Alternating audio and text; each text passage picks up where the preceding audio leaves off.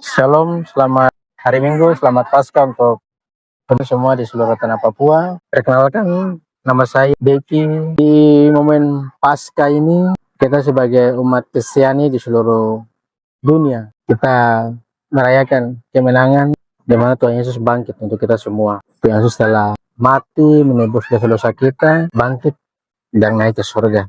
Kita sebagai umat percaya sangat bersyukur atas karya besar yang Tuhan nyatakan dalam kehidupan kita pribadi lewat pribadi. Melihat kondisi yang terjadi di tanah Papua, di mana statement dari Pak Senator Paul Vincent Mayor, sebenarnya beliau menyampaikan MRP bubar itu bukan dalam suatu rapat paripurna resmi dalam sidang paripurna, baru beliau menyampaikan itu.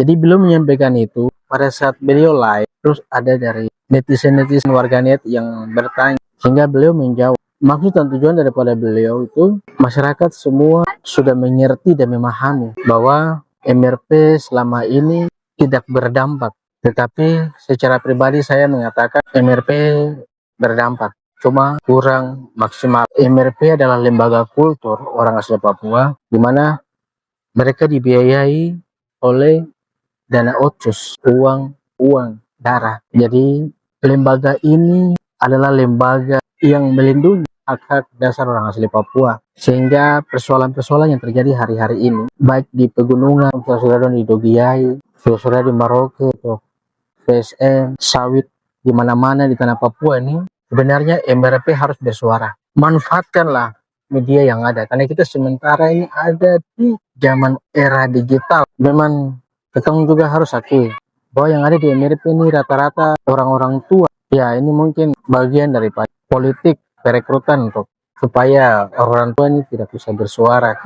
Jadi saya minta ke depan untuk MRP kalau bisa kasih anak-anak muda, anak-anak yang berani untuk pasang badan untuk orang asli Papua. Jadi sehingga MRP ini bisa hidup. Kalau MRP ini kita pakai orang-orang tua, orang-orang yang hanya berpikir singkat, itu bahaya. Kalau pakai anak-anak muda ini berpikir visi misi panjang jauh ke depan. Jadi saya minta kepada seluruh masyarakat yang ada di tanah Papua, kita jangan lagi saling baku tuduh sudah.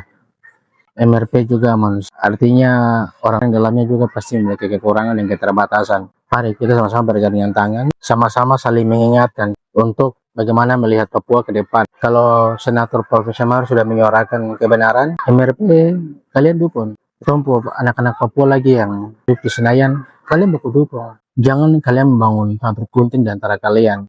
Kalau Senator Profesor Mar sudah bersuara untuk kebenaran, yang lain lagi bersuara, saling mensupport, sehingga kesejahteraan untuk orang asli Papua benar-benar ada. Dan satu poin terakhir yang saya ingin menyampaikan bahwa dana otsus itu sebaiknya dibagikan saja kepada setiap orang asli Papua. Kita orang Papua ini tidak banyak, jadi bagi saja. Jangan takut nanti beli senjata, jangan, tidak ada hal itu terjadi. Bagi kepada orang asli Papua setiap kakak atau perkepala, uang itu banyak, sehingga mereka masing-masing bisa urus diri mereka. Tidak lagi ada saling baku tikam satu dengan yang lain, tapi karena semua dapat semua bagian, semua duduk diam dan urus keluarga dan diri masing-masing. Jadi sekali lagi dana otsus dialihkan saja sebagai BLT, bantuan langsung tunai.